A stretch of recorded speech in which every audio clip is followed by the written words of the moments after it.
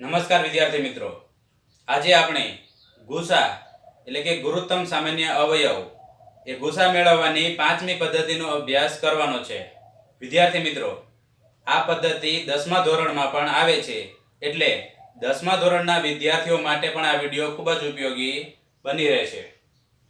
તો વિદ્યાર્થી મિત્રો, આ પદ્ધતિમાં સૌપ્રથમ આપણે મોટી સંખ્યા પસંદ કરવાની છે. તો 84 અને 96 માં મોટા છે 96, એટલે સૌથી પહેલા લખવાના આપણે 96 બરાબર.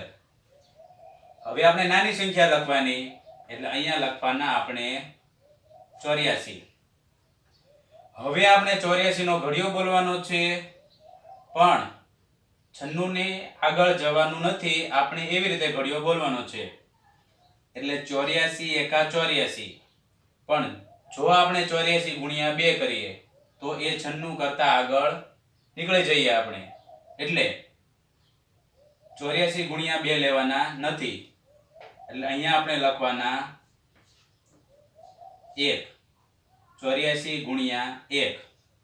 હવે 84 ગુણ્યા 1 એ તો 84 જ થાય. એને આપણે 96 માંથી બાદ કરવાના.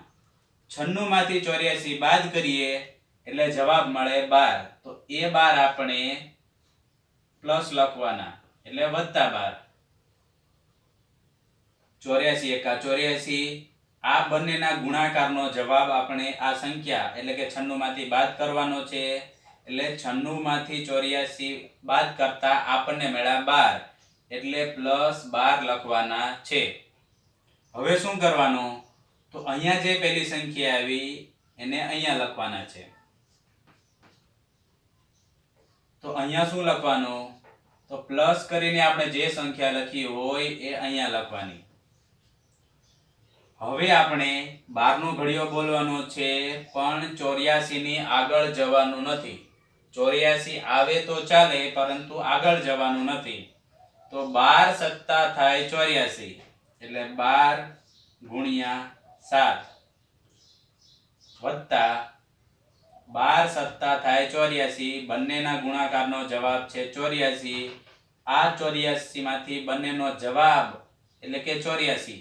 84 માંથી 84 બાદ કરીએ એટલે જવાબ આવે 0. એટલે અહીંયા લખવાનું 0.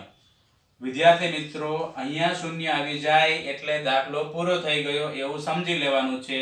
એટલે હવે લખવાનું છે ગુસાઅ.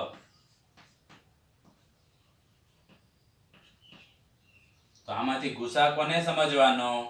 તો જ્યારે પણ 0 આવી જાય એ લાઈનમાં બરાબર પછી જે સંખ્યા આપી હોય, અહીંયા આપણને 12 આપેલા છે, એ 12 ને આપણે ગુસા સમજવાનો છે.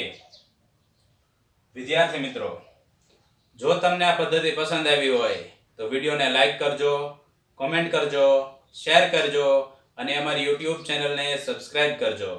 જય હિન્દ, જય ભારત.